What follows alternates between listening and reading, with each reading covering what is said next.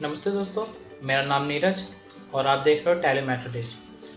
Advance receipt के पहले lecture में हमने सीखा था कि अगर कोई पार्टी हमें एडवांस पेमेंट करती है, ठीक है, हम पेमेंट रिसीव करते हैं, अगर उसकी एडजस्टमेंट हम उसी मंथ में कर लेते हैं तो हम उस ट्रांजेक्शन को कैसे रिकॉर्ड करते हैं जीएसटी में।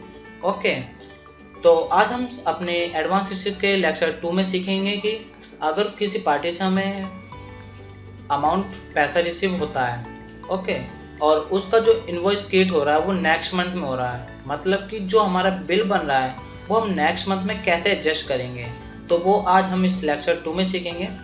ओके, तो आइए शुरुआत करते हैं।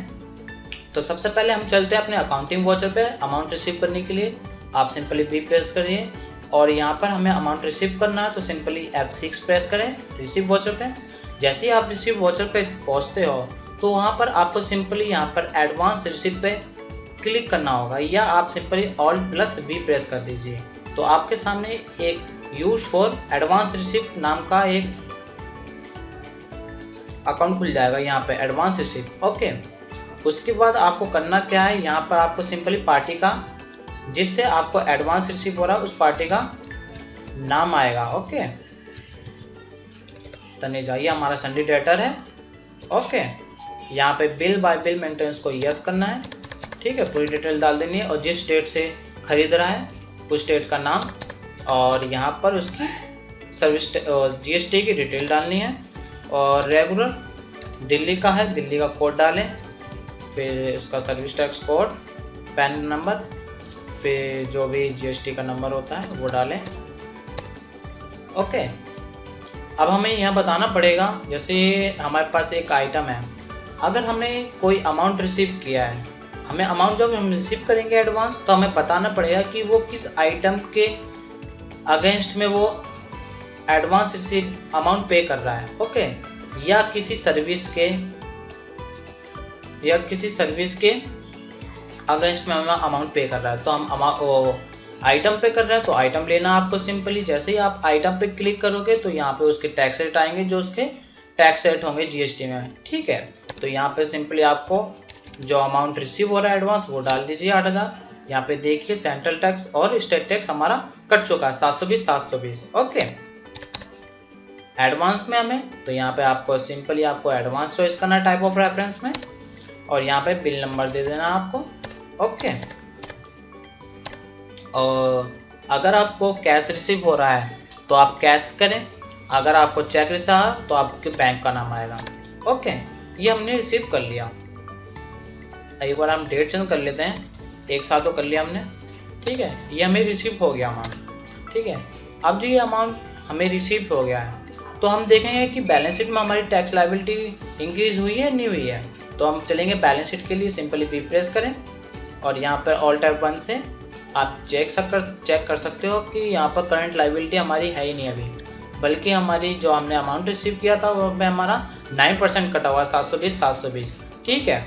तो हम अपनी जीएसटी की रिपोर्ट पे चलते हैं, डिस्प्ले, और उसके लिए स्टेटरी रिपोर्ट के लिए ओ जीएसटी और GSTR1। तो यहाँ पे आप सिंपली चेक कर सकते हो कि टैक्स लायबिलिटी हमारी जो एडवांस में रिसीव हुआ कितनी है, 720। ओके, 1440 है हमारी टोटल टैक्स लायबिलिटी, ठीक है। इंटीग्रेट टैक्स यहाँ पे नहीं करता क्योंकि इंटीग्रेट जो टैक्स करता है वो करता है आउट ऑफ स्टेट पे, ठीक है। तो यहाँ पे चलिए, ठीक है, हमने बात की थी कि उस पार्टी ने हमसे नेक्स्ट मंथ में इनवॉइस क्रिएट करवाया है, ठीक है, नेक्स्ट मंथ में हमसे परचेस किया है। तो हमें सबसे पहले क्या करना पड़ेगा कि हमें उस मंथ उस एंट्री की ड्यू दिखानी पड़ेगी। ड्यू दिखाने से हमें ये प्रॉफिट होता है कि जीएसटी में ऐसा है कि जो टैक्सेबल आउटवर्ड सप्लाई होता है उसको हर मंथ अपने नेक्स्ट मंथ के 10 तारीख को अपने रिटर्न अपलोड करने होते हैं और जो टैक्सेबल इनवर्ड सप्लायर होता है उसको 15 को। तो हमें हर महीने का अगर उसने एडजस्टमेंट नहीं कर रखा है तो उसकी डेट की उसी महीने की आखिरी तारीख को यहाँ पे ड्यू दिखाएंगे, क्योंकि जो एडजस्टमेंट होगा वो अगले महीने होगा। तो यहाँ पे डेट चेंज कर दीजिए आप, सिंपली 31/7 कर दीजिए, ठीक है। और हम एडजस्टमेंट कर रहे हैं तो एडजस्टमेंट करने के लिए यहाँ पर स्टेट एडजस्टमेंट यहाँ पे राइट हैंड साइड पैनल में देख सकते हो स्टेट एग्जामिनेशन के लिए simply Alt+J। Type of duty हमारी जीएसटी है और नेचर ऑफ एडजस्टमेंट, यहाँ पर आपको लेना है increase of tax liability. Simply आपको इंक्रीज ऑफ टैक्स लायबिलिटी, ठीक है, क्योंकि हमें इंक्रीज करनी है टैक्स लायबिलिटी जो उस मंथ की बन रही है जितना हमने अमाउंट रिसीव किया एडवांस में, ठीक है। यहाँ पे उसके पक्ष में देना है जो हमें अमाउंट एडवांस में रिसीव हुआ है, इंपोर्ट में मिला है या इंटरेस्ट रिलेटेड जो भी हो, ठीक है। यहाँ पर हमें on account on advance receive में चॉइस करना है, ठीक है। यहाँ पर सबसे पहले हमें डेबिट में बनाना पड़ेगा टैक्स ऑन एडवांस, जो हमें एडवांस में टैक्स बनता है, ओके। टैक्स ऑन एडवांस ये जाएगा हमारा करेंट एसेट, ओके। यहाँ पर आपको जीएसटी लेना है, गुड्स है और वेस्ट ऑन वैल्यू, क्योंकि हमने आइटम बनाते वक्त उसको कैलकुलेशन हमने क्या पे डाली थी, वैल्यूज पे, ऑन वैल्यू पे डाली थी, ओके। इसको सिंपली सेव करें। हमारी जो टैक्स लायबिलिटी कितनी इंक्रीज करनी है, 1440, ओके। और जो हमारा कटा था, क्या कटा था हमारा, सेंट्रल टैक्स जीएसटी, यहाँ पे आप रेट देके चलें, ठीक है। ये जाती है हमारी ड्यूटी एंड टैक्सेस जीएसटी और यहाँ पर हमको सेंट्रल टैक्स चॉइस करना और यहाँ पर हमें परसेंटेज दे देनी है, ओके। और इसको सिंपली सेव कर देना है। तो जो हमारा सेंट्रल टैक्स कटा था 720 रुपये कटा था और हमारा स्टेट टैक्स कितना कटा था, सही कहा, स्टेट टैक्स कटा था हमारा 720 रुपया जो 9% रेट करा है, ओके। यहाँ से आपको स्टेट टैक्स लेना है, यहाँ पे 9% और इसको सेव, ठीक है। 720 ये हमारी हो गई है एडजस्टमेंट उसके आखिरी मंथ का।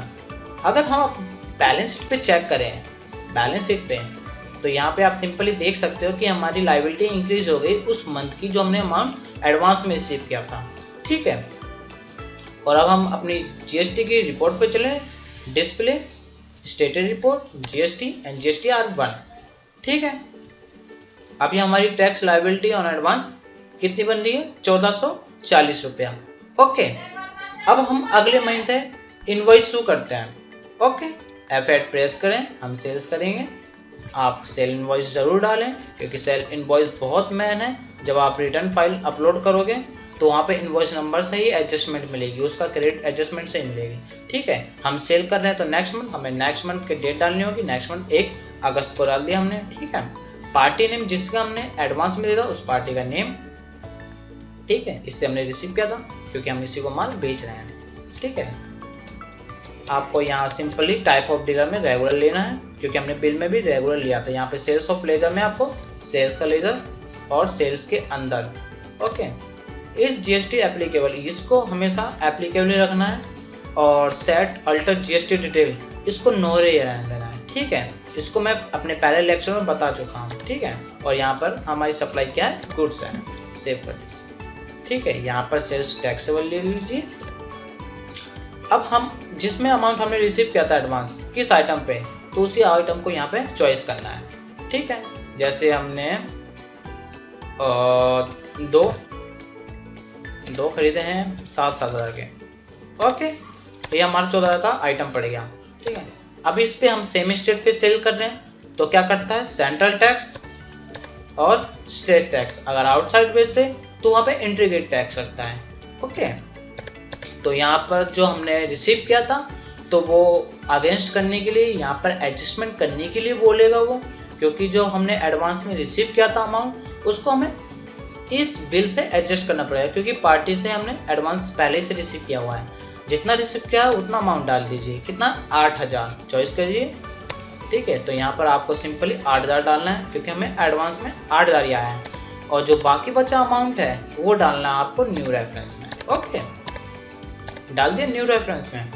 न्यू रेफरेंस के बाद ओके डाल दिया। अगर हम इसको चेक करें 14,000 जो कटा है जीएसटी, ये कटा है 14,000, चेक कर लेते हैं 14,000 का 9%, ठीक है।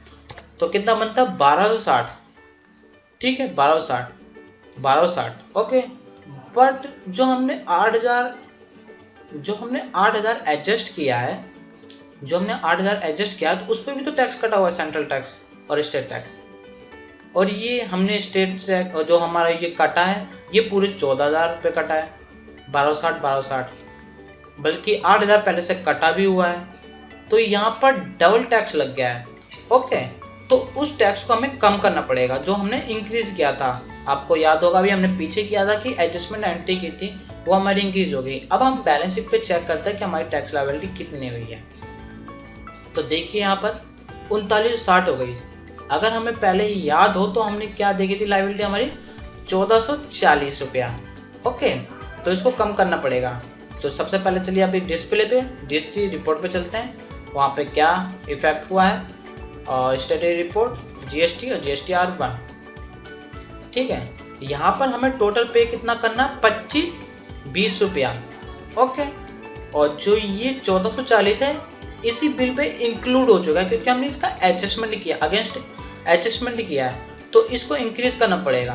किसको, set of tax and paid against advance, इसको हमें क्या करना पड़ेगा, डिक्रीज।